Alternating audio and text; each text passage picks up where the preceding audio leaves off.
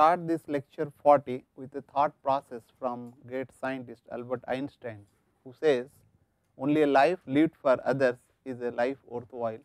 I think we should ponder about this thing and look at our life. Let us recall what we learned in the learned in the last lecture. We are basically started with of course little bit about solid propellant and looked at the stability of the operation, and then we moved into what to call like various grain structures and other things, right. And then we looked at the liquid propulsion systems and various components, and one of the major important component is the what you call the injection system. If you look at this injection system, and whose objective is basically to atomize the liquid fuel and oxidizer, right. But question arises, what do you mean by atomization and what are really processes which involves. I will just give you a brief description about that. For example, you might be knowing or you might have observed that if there is a liquid which is passing through a small orifice, right, it will be coming like a jet here. So what is happening here? It is like a jet which is not being fragmented, right. That means all these molecules will be together and moving. It is ended. That means although there is a flow, because you are applying little pressure or you will allow the pass due to the gravity, like if I take a hole and put it. Now we need to disrupt it. Basically atomization is the process of breaking the bulk liquid into the spray or into the number of droplets, right. That means we need to apply certain kind of disruptive forces, right, and that disruptive forces must be greater than what? Resisting forces, right. Yes or no? What are the resisting forces which will be acting here in the liquid? What are those? Like viscosity is one of them, and other is your surface tension forces, right.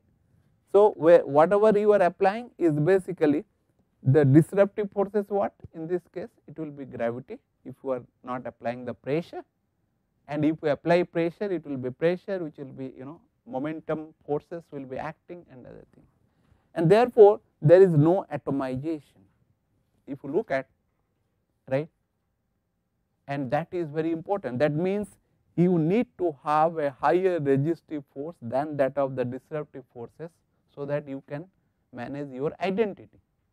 But if I look at our modern life, what is happening? We are getting disrupted, right. We become a kind of things. So let us look at what is happening to the distorted liquid as I will go on increasing the pressure, right, of this at the upstream of the orifice, which is not shown here, right. Then what will happen?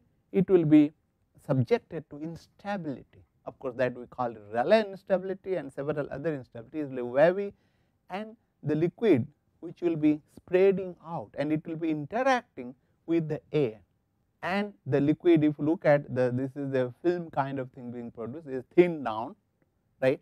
It is a bulk is coming jet, you cannot really break it. So you will have to thin it down. There are several ways of thinning down the things, right. That means you will be basically disrupting. So what is happening here is that resisting forces is less than the disruptive forces. This is a very simple fundamental things, right. And then as a result, this will be ligaments will be formed from the liquid surfaces, and these ligaments will be broken further, and it will be whenever ligaments and other things form, they call primary atomization, then it will be fragmented and interacting with the air, momentums and other things together, you will get a secondary atomization and droplets will be there, right.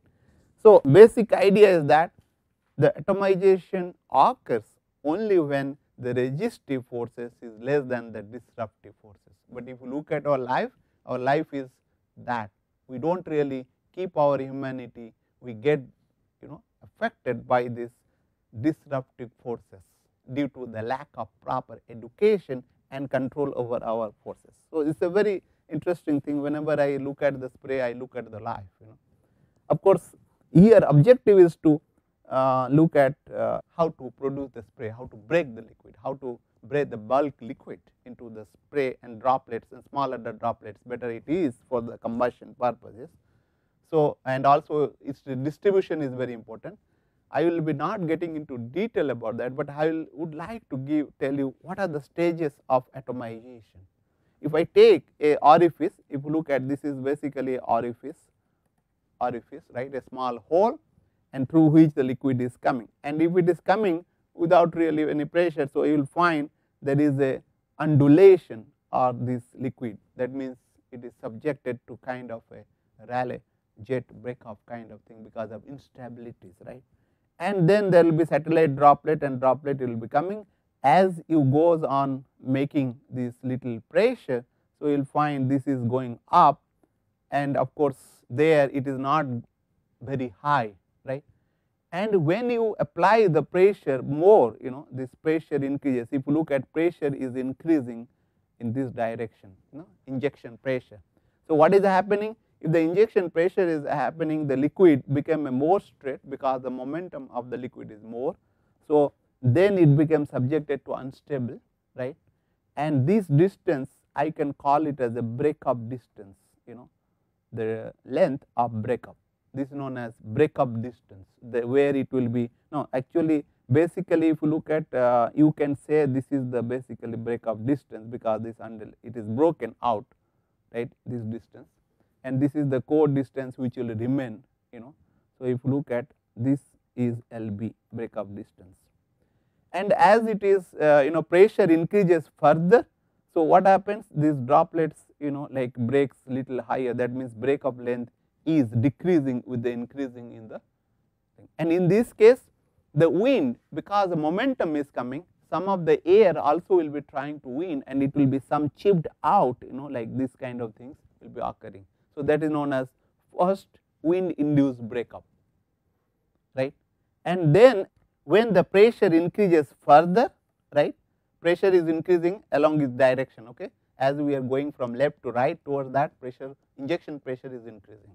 So, then these instabilities go above, and then oscillation, it will be more vigorously oscillated, so that it will be fluid will be ripped out, and then this also goes up, and then it is increases further. If you look at then the started breaking of air kind of things, and when it increases further, then this is atomizing is just very near to the orifice itself. Of course, if you look at the angle of this spray also is increasing, that is also one good thing about that. So, which will be helping in mixing kind of thing. So, in case of this regime, what I am was discussing here, the second wind induced breakup, that means more wind will be coming entrainment, it will be breaking off, and the breakup distance it goes becoming reduced as it will go along. So, here of course, the droplet size will be very small when atomization passes. So, we will be operating in this regime of atomization because these are not being used very much.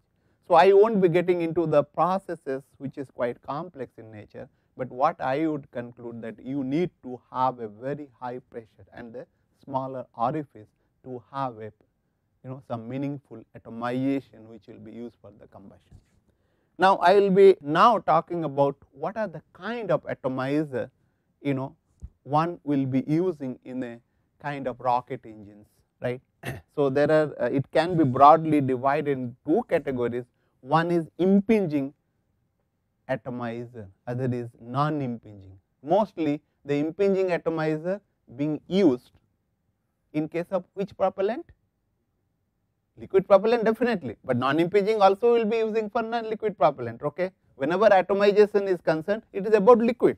We won't be atomizing gas, okay, nor atomizing the solid. So, naturally it will be liquid, but what kind of propellant? there is two propellant we discuss about, one is hypergolic, other is non-hypergolic. So, in case of in impinging one, what we will be using? We will be using the hypergolic, not non-hypergolic, because we need to mix these bipropellants, right. Of course, the propellant can be bipropellant, monopropellant, right. Okay. But particularly when we are talking about the bipropellant, we should have the impinging, but not all the time. As you go along, I will discuss about that. So, some of the injectors which I will be discussing is shower head, doublet, triplet, coaxial, splash plate and swing, but there might be several other varieties, okay, which being developed and designed, because that depends upon the requirement and also the creativity of the person who is developing. So, that is very important. So, if you look at this is the first one, what we are looking at here is the shower head.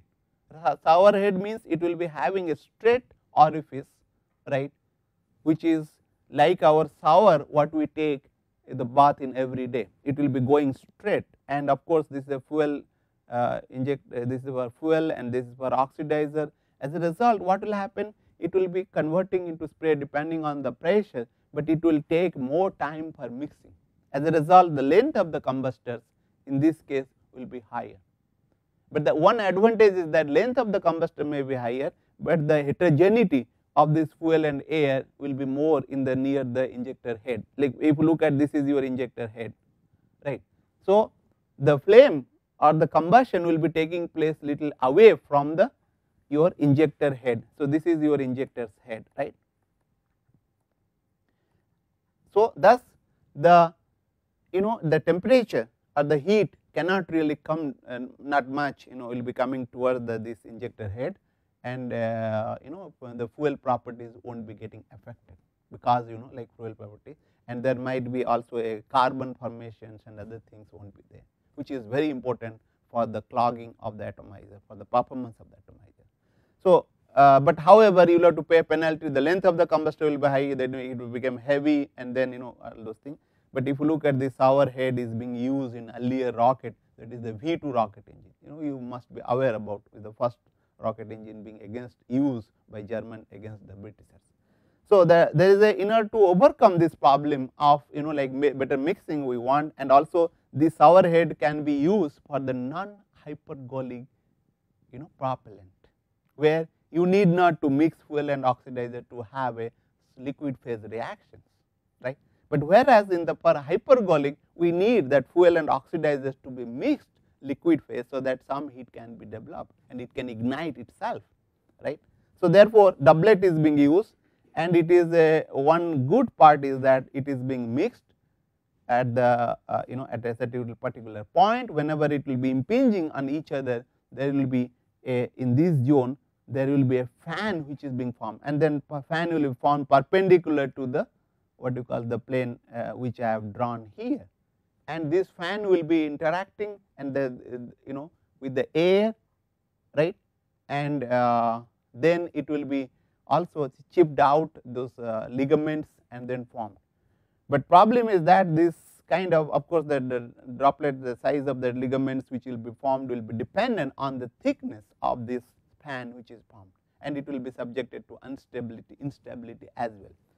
The problem with this, suppose like we know that we need to have a higher amount of oxidizer as compared to the fuel. So, therefore, for the same size orifice, then the momentum will be higher for the oxidizer as compared to the fuel. And sometimes you will be using, of course, one can design such a that momentum will be similar, but if it is one of the momentum of the oxidizer or the fuel is higher, then the meeting point will be different, impinging point will be different, and if that is different, then naturally your performance will be very poor, right.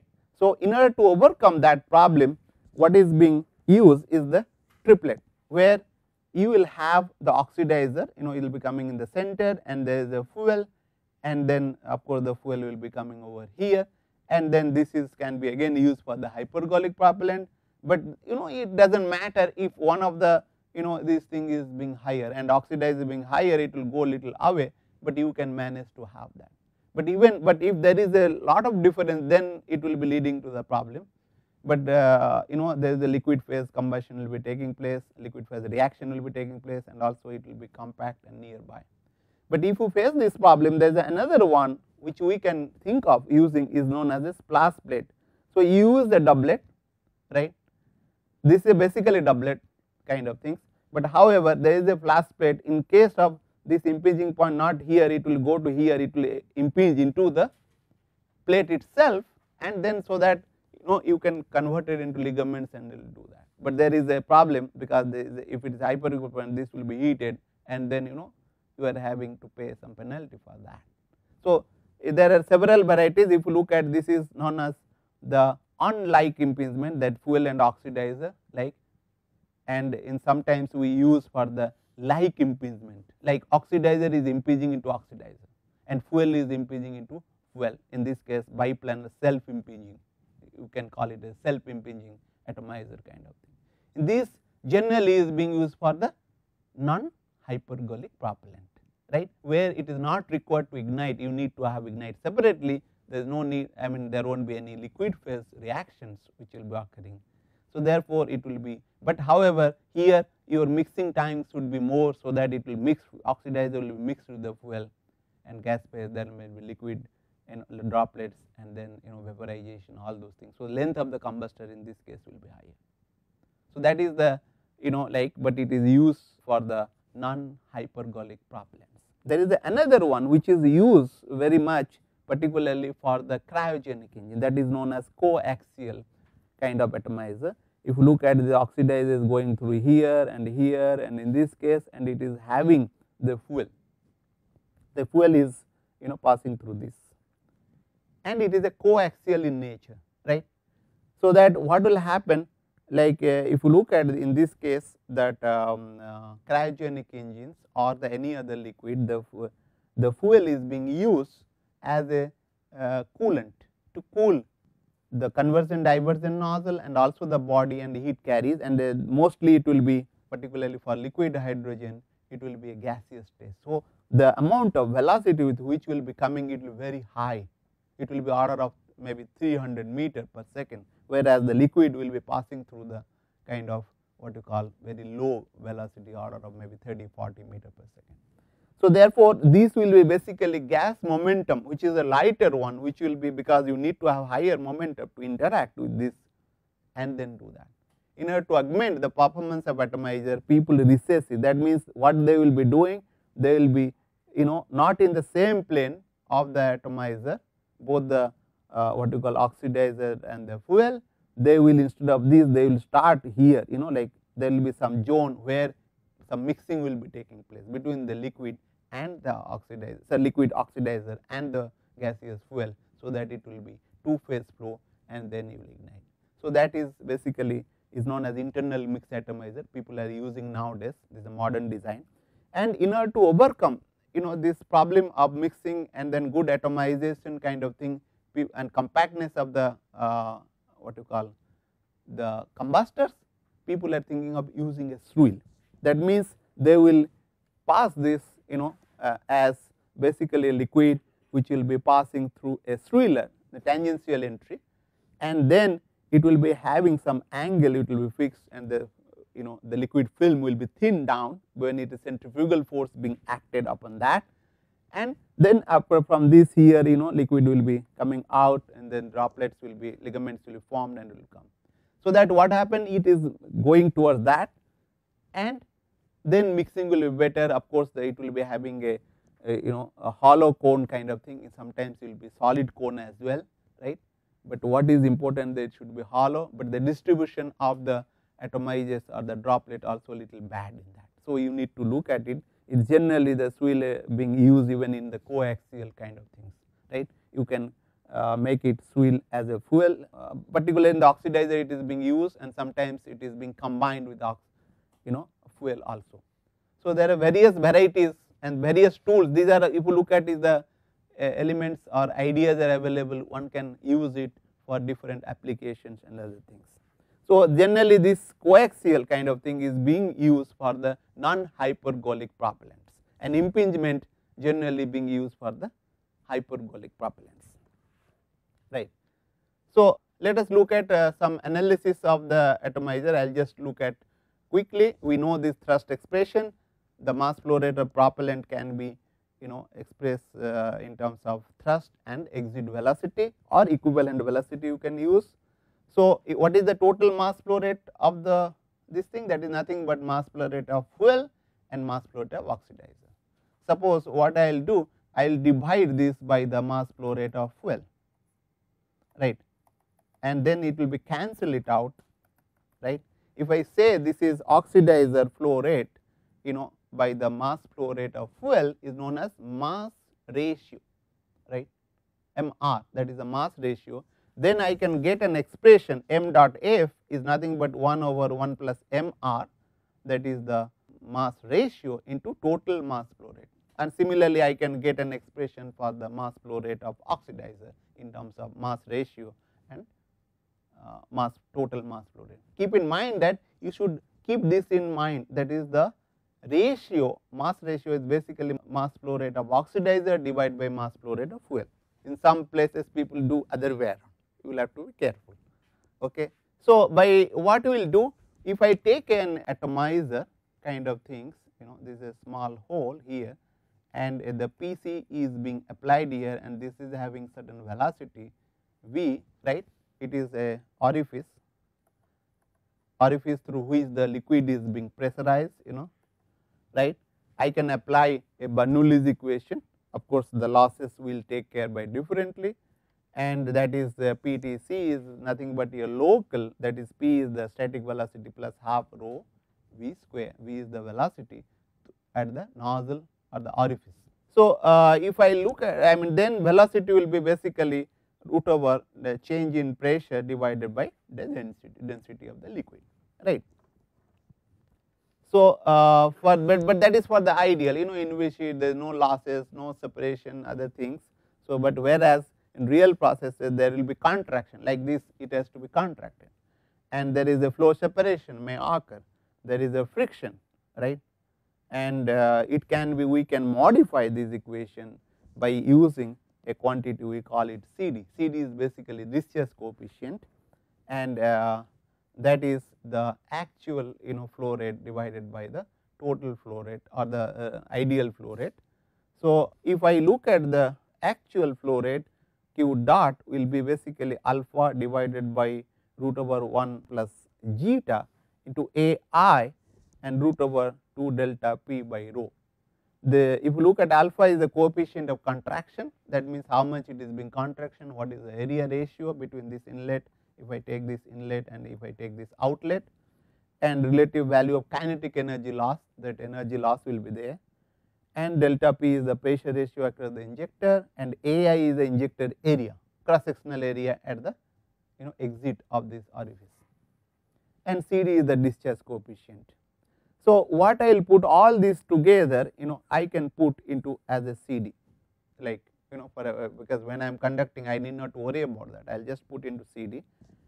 And if I express this in terms of mass, mass flow rate, that is nothing but rho into volumetric flow rate, this is Q dot, right, into rho into CdA, I can get CD, if I just take inside I will get CdAI root over 2 rho delta P, rho is the liquid density, right, delta P is the pressure across the orifice or the injector, whatever you call it, like basically across the injector, that is the right one. So, for multiple injector there might be several injectors, right, okay.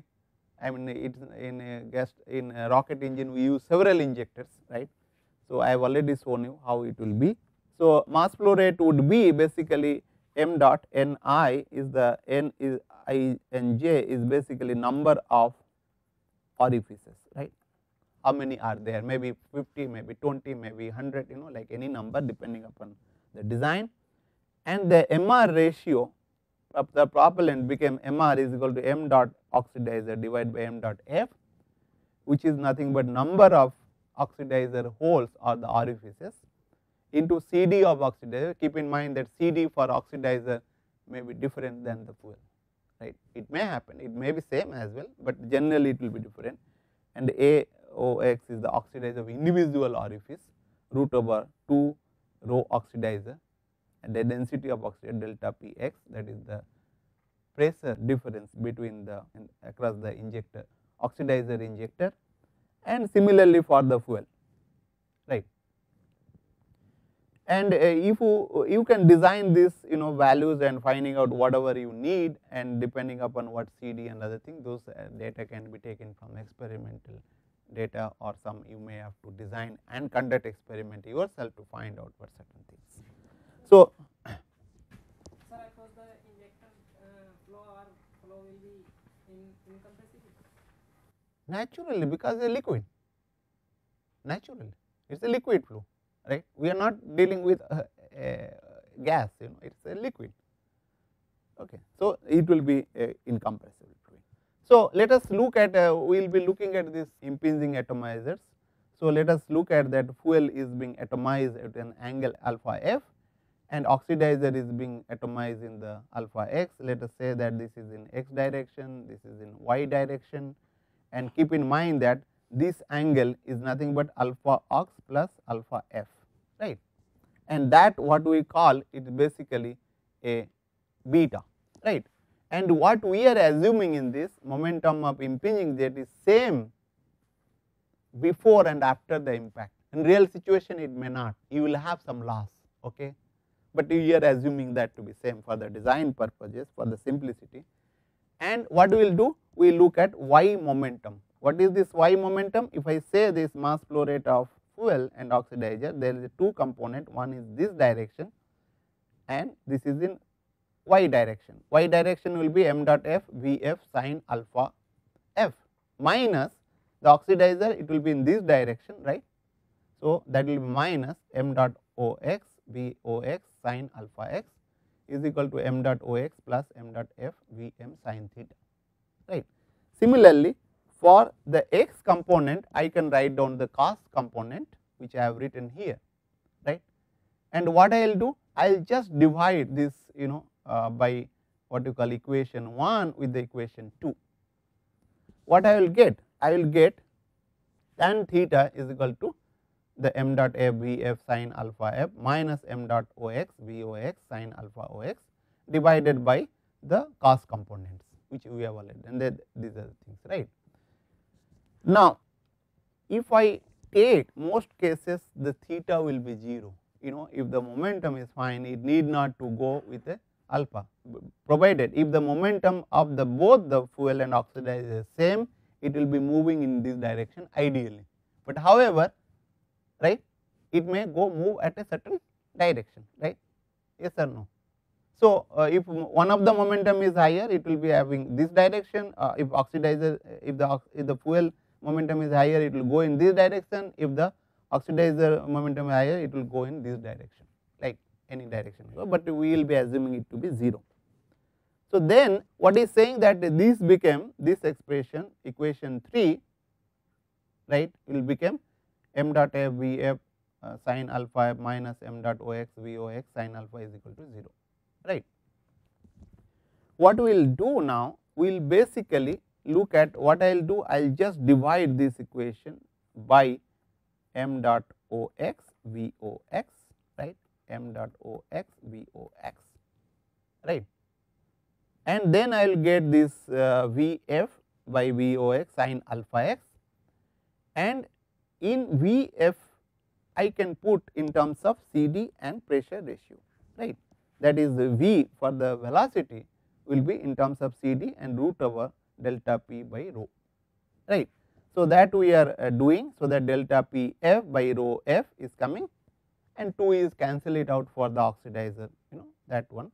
So, you will get sin alpha, and what is this sin alpha, right, and the sin alpha will be coming and is equal to sin alpha O x.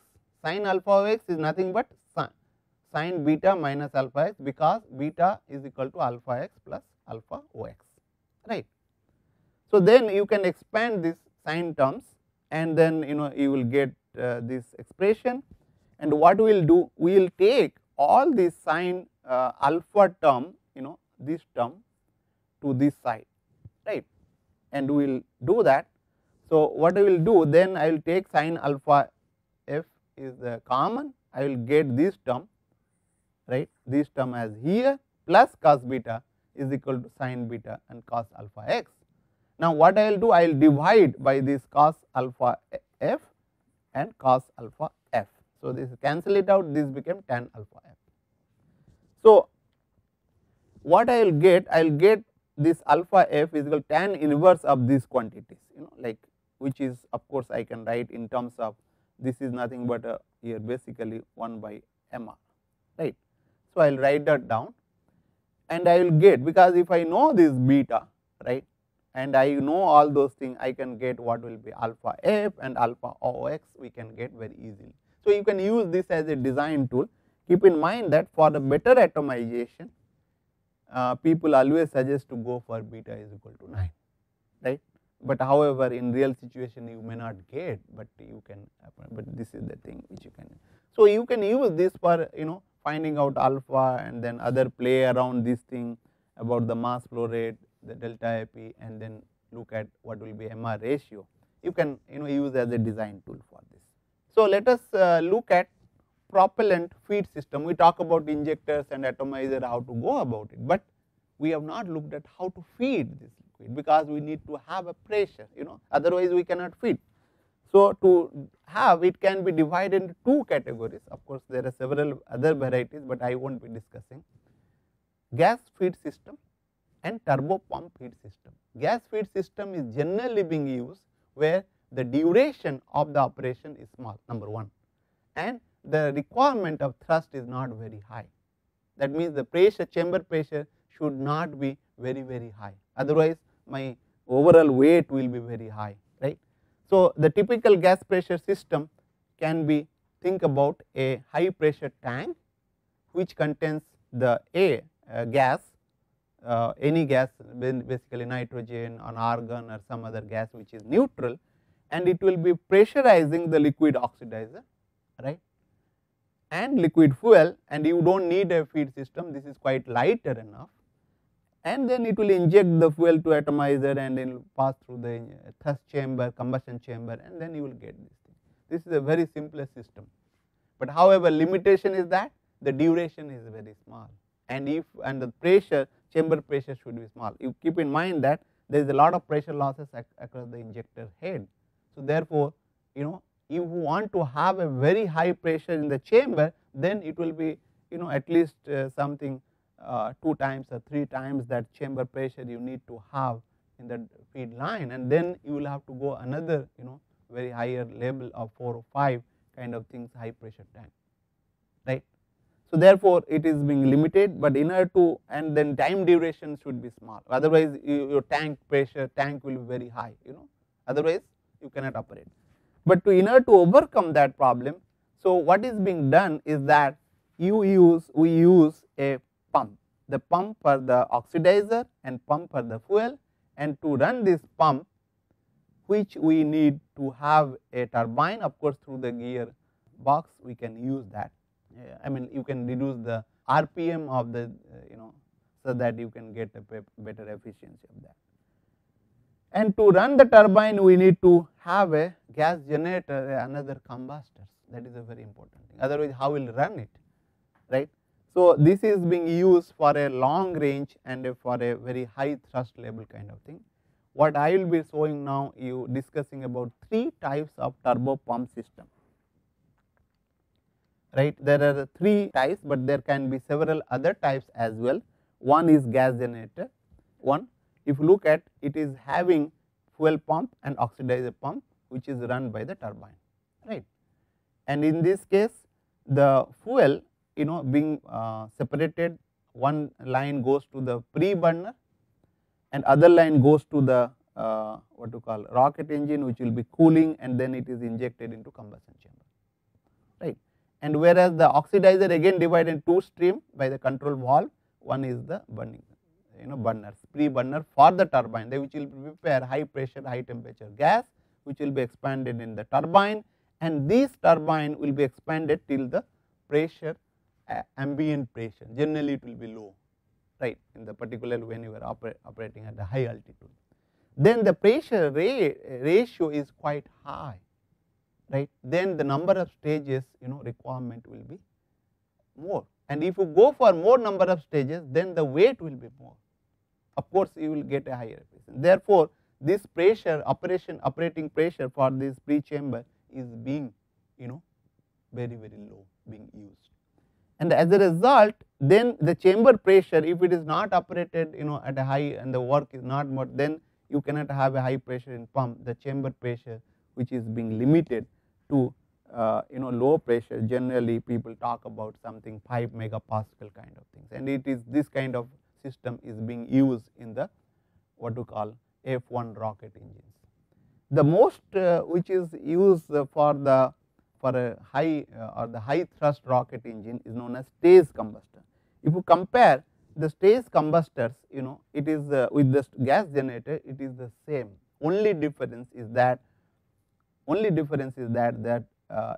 that high pressure gas temperature and gas which will be burned will produce in pre-burner is being expanded till the pressure whatever it is required. That means after it is getting expanded turbine, it will come into the combustion chamber and it operates. And here it was a loss because the fuel, some of the fuel or high temperature will be there, some of this thing. Here you need not to operate at a this thing, and you can operate this combustor at also a fuel lean. Some of the fuel can be utilized here. As a result, you can operate at a very high pressure, this chamber pressure, right, combustion chamber pressure or the thrust chamber pressure, which is order of 50 megapascal instead of 5 megapascals kind of thing. So that is being used in space shuttle main engines, it is being used. Of course, little modification is there, for there it is a fuel and oxidizer pumps are separated. Okay, it's to the same gas turbine, but this is being separated, right. So the another one which is being used, the complexities of pre-burner is not there, rest is similar to that of the stage combustor, but problem here is that like you can't really get a very, because when the fuel will pass through, it is not having very high enough pressure to operate in that to that. So therefore, very less amount of pressure you utilize in the gas turbine because you will have to operate, and therefore this is being used for the small rocket engine where the pressure, chamber pressure is restricted to around 2.5, 2.7 megapascal kind of thing. So that is being used R10, something liquid oxidizer, liquid hydrogen rocket engine and several other places. So it is not that you should not think these are the only three, but there can be several varieties depending upon your requirement, depending on your mind, depending on your creativity to meet the demand. That is the beauty of the engineering work. So let us look at what is happening in the processes in the thrust chamber, right. If you look at, we have seen the rocket engines, and then it can be like injectors head are there here, and it is having like a two-phase flow kind of thing, heterogeneous, right, mixtures will be there, and there will be also the velocity with which it will be coming is something 7 to 60 meter per second. And if you look at the combustion behavior will be dependent on the spray quality. Spray quality will be dependent on injector pattern, sizes, number, like number of injectors or orifices, distribution and type of injectors what way, because we have seen several inject types, and then the combustion behavior will be dictated. So therefore, this is a very important part for the to have this, but thing is that it will be having heterogeneous in nature. There will be liquid phase, vapor phase, vaporization will be occurring, right, and also some of the combustion which will be coming into these places also, because particularly in this zone, right. So therefore, some kind of thing, and maybe some reaction might be taking place, but it won't be releasing any amount of heat. That is known as injection atomization zone. There is a rapid combustion zone where intense chemical reaction takes place, and the local velocity will be increased by 10 times. For example, if it is 60 meter per second, it will be going to the very high velocity, 7 meter per second, it will be going to 700 meter per second, right. But however, it is a order, it may be go to 50 times as well, but general, it will be very high. So there may be fuel rich zone and oxidizer rich zone will be there, and the radial velocity, because here it is impinging, the radial velocity will be there along with the axial velocities, and there might be tangential if it is really there. Here the radial velocity is more and the very less, and the axial velocity will be very high, and then you will get a what you call very high velocity regime, and particularly in this zone reaction taking place, but in this zone reaction will be reduced, that is known as stream tube combustions kind of zone, where still combustion will be taking place, it will be reaching going towards the what you call equilibrium positions, and but however the radial component is very small, negligibly small, therefore it is a stream tube, there won't be any mixing between the tubes or the stream lines, tubes, and the velocity which will be order of something 200 to 600 even more meter per second, and some combustion will be taking place, and this zone where subsonic regime will be there. Subsonic because velocity is very high, because the temperature is high, therefore it will be subsonic. Okay. So, and this zone it will be expanded, and sometimes some of the combustion goes till the throat area, right, but that will be very very negligible, it should reach. So, if you look at it, is a quite a complex process, that amount of time, residence time for this is order of some milliseconds, 10 milliseconds, 7 milliseconds, 15 milliseconds, like kind of thing. So, therefore, it is a very intense combustion takes place. As I told you, the amount of heat release in the rocket engines is much higher as compared to the gas turbine, particularly per unit area. I told you it's around say 370 kind of things, megajoule per meter cube. So, let us look at what is really happening in combustion zone. So, I will talk about two kind of thing. One is hypergolic propellant, that is spray forming of the droplets, right, non-hypergolic propellants, and it can be having primary atomization, and then when primary atomization occurring, then vaporization of secondary atomization can take place, right, and there might be a gas phase mixing. So, vapor has come, then fuel and oxidase can mix, and it can lead to a pre-mix flame, right, some places. It is not that all the places, some places there might be a pre-mix flame. There is another route, heterogeneous mixing of the liquid and gas phase can take place, and there might be a droplet combustions, right. I will show in the next slide, there might be droplet, there might be spray combustion, and sometimes the group combustion, like the several droplet will be together will be burning, right, and two droplet will be interacting each other, anything can happen. Then there will be gas phase diffusion flame also will occur. So, there is the combustion. So, if you look at it, is a very quite complex. Whatever we have learnt, diffusion gas, premix flame, and then partial premix flame, all will be occurring in various places. So, it is very difficult to say what is happening inside, and which is not being understood really till date. So, let us look at hypergolic propellant. The mixing in liquid phase will take place, and chemical reaction in the gas phase one is likely to occur because it is hypergolic in nature. So, vaporization reaction in the gas phase also will be occurring simultaneously. See, these all processes whatever I am describing will be occurring simultaneously, not that one will occur like that way arrow is given, no, right. So, then mixing of this gas and vapor, and there might be atomization of fuel and oxidizer, there is a vaporization, and when vaporization occurs it can mix, and there might be a vapor phase reaction or the gas phase. Vapor means basically gas phase reactions, and then some of this vapor will be also mixing with the liquid or the product, and then it will leading to the premix flame, right. There is another route which is only the atomizer, there might be, these are the group combustion what I am talking about, and this is the flame, and there might be a small droplet, there might be another droplet here, it is a kind of things which will be occurring, right. There might be one droplet here and another droplet here, like it will be occurring. So, any complexities it can happen, any permutation combination can happen, it is random in nature. So, therefore, the combustion product you will be getting, which is quite complex, it is not easy to model, it is not really easy to really even look at in experimentally, okay, but system is working, but we have not understood what really is going inside. So, with this I will what I will be talking about is, one is the cooling of the thrust chamber, which is very important, because if you look at a lot of heat is being generated here, and as I have told you that the amount of heat being generated is quite high, it is order of something 300 megajoule per meter cube, and the heat losses will be there to this zone, and keep in mind that the material is not there to withstand high temperature, because very high temperature and high pressure is order of 100 bar kind of thing, 50 bar, 60 bar, 100 bar, like that. So, therefore, the material has to be cooled to have a take care of this under high pressure temperature, otherwise it will fail, right. So therefore heat losses or the cooling of chamber is very important. If you look at the amount of heat transfer which is occurring in this zone is very small in the length of the combustor, along the length it goes on increases and it becomes peaks at the throat area. Throat area is most vulnerable part of failure, because there are almost 2 times or more than that what is there in this zone. So there are several methods which are being talked about. One is regenerative cooling and film cooling, transpiration cooling and ablative cooling. So let us look at regenerative cooling. What happens, generally the liquid fuel is being used which will take the heat and then vaporize, so that this portion of the cooling like wall will be at a lower temperature.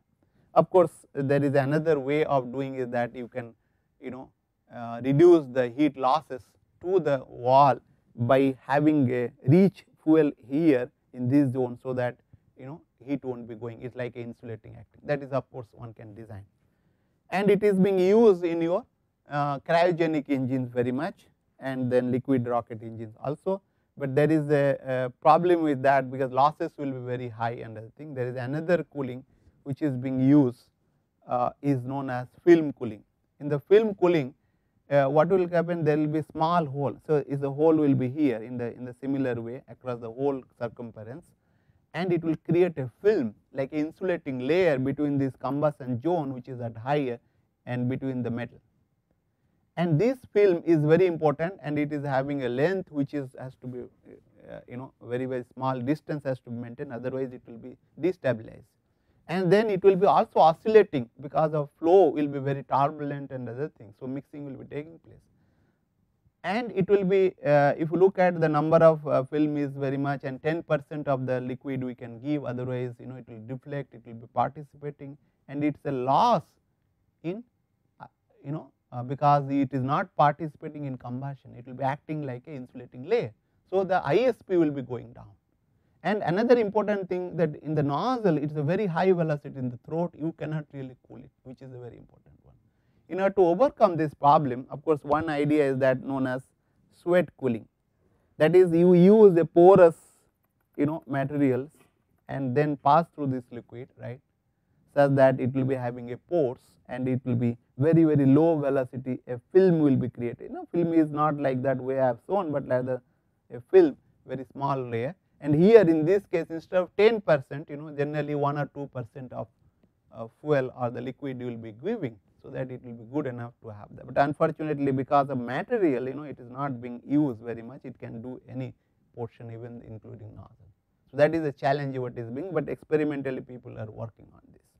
There is another one which is a ablative cooling, right, and this is ablative cooling. What is being used is basically at a high temperature it will be converted into a char and liquid or a vapor, depending upon what you are using, and it will be receded, but those material which will be remaining is act like a what you call insulation, so that it won't allow the heat to pass through the metal, main metal, right. And in this is being used particularly in the nozzle region, other places, and there are two there are several ablative material, but the carbon phenolic and the silica phenolic which is being used, because it is having higher ablative temperature, particularly the silica phenol is having a little better, particularly because it is insulating properties are higher as compared to carbon, and then temperature whenever it reach 1400 or 1500 Kelvin depending upon your material, then it will start ablating. Ablating means it will be receding, vaporizing, so that it will cool the thing.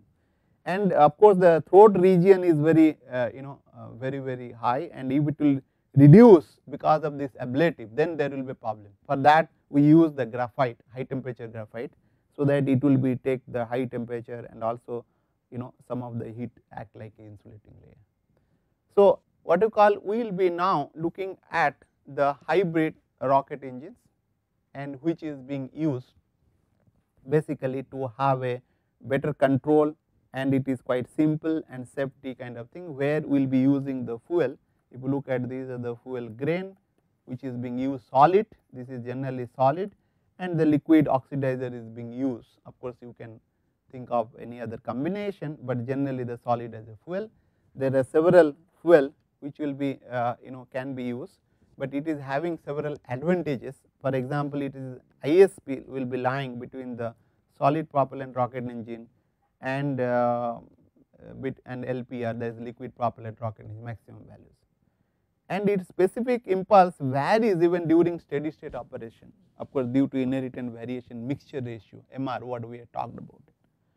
It has the ability to change the thrust level smoothly over the wide range. Suppose you are moving, you want to take a trajectory, a path, you can do very easily, where the liquid rocket engine one can do, but solid is difficult. So that is the one advantages. It has relatively lower cost as compared to LPR, because the system is simple, is only for the one liquid oxidizer, but the fuel line, other things are. And it has a higher safety envelope during storage operation as compared to the solid propellant rocket engine, because the only fuel, even fuel is there, nothing will happen unless it comes in contact with oxidizer. So it is also not mixed with the oxidizer, so it is very safe, and its mass fraction is quite lower as compared to the solid propellant rocket engines. And of course the certain silver liner means some propellant will be remaining at the end of burner, so that is having higher. So that is the one disadvantage with this, but however one can design the engines properly. For example, fuels you can use polymers, polyethylene, STPB, CTPB, paraffin, several other fuels whatever you use, and oxidizer like liquid oxygen, what to call hydrogen peroxide, nitrogen tetroxide, white fuming nitric acid, red fuming nitric acid, several of the liquid. Keep in mind that lot of interest in western countries to have their own, even in the universities, of having hybrid rocket. For example, several universities in USA having their own system, students are doing that. And in our place only the IIT Madras, they are working on this. If you look at the important one is this is the single port, the grain kind of things, but the limitation of this single port is that it will be having a restricted surface area, length will be more. Keep in mind that burning rate in case of a hybrid propellant will be order of 1/3 of the solid propellant rocket, because it is only fuel. So therefore burning rate is reduced. So if you want to have a higher thrust, you will have to go for multi-port kind of grain, and where the multi-port grain design is very important. It is not that easy, because if you are having these holes and this having a wave support, it should be supported, otherwise it will fall out, and then it is very important. If you look at, if I am having this kind of a port, and if I go on adding this, go on receding, then there is a place where this portion propellant will fall, because there is nothing supporting. So then therefore it will be creating a lot of problem, because the thrust will go up or it may explode and other things. So design is very important, and let us look at what are the processes involved during the combustion of hybrid propellant. It is quite difficult, complex, but I will just give a brief overall view. If you look at this propellant is here, solid propellant, these are the liquids, droplets and gases are coming, right, and it will be some heat will be transfer. I mean igniting, of course you can do separately, but let us say there is a flame. If it is a flame, there will be some solid, some heat will be transferred due to radiation, convections, because the fluid is moving, right, and this will receded, and then this mass will be receding, like it will be coming down, it will be regressing at a certain regression rate. And some of the particles also can get into, these are solid particle which will be also passing some heat, and then heat temperature also will be going up, and it will be peak at flame temperature here, and then it will having, there is a thermal boundary layer, there may be boundary hydrodynamic or the aerodynamic boundary layers, and then liquid droplets which will be coming, will be vaporizing, entering into that. Is quite a complex process. So therefore it is difficult to talk about it, but however one can really model it as a R dot is a CGM, where G is the mass flux, is basically rho into V, average velocity. This is the average velocity of mass flow rate which is coming through that, and this is the constant. And for polyethylene and hydrogen peroxide, if you can get R dot is equal to 8 G power to 0.4 mm centimeter per second, if it is a semi empirical result. So one has to be worried about the units when you are handling. and it can operate over the 1530 to 1590 meter C star, that is the characteristic velocity. Equivalence ratio 0.1 to 2, 0.1 to 0.2 and pressure of 3 megapascals. So, when we are using, you cannot really use that thing for all like your solid propellant here, because fluid is playing a very important role of this thing.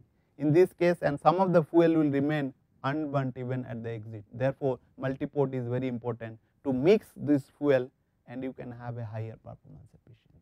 So, there is a lot more work has to be done for this hybrid propellant rocket engines. So, with this I will stop over.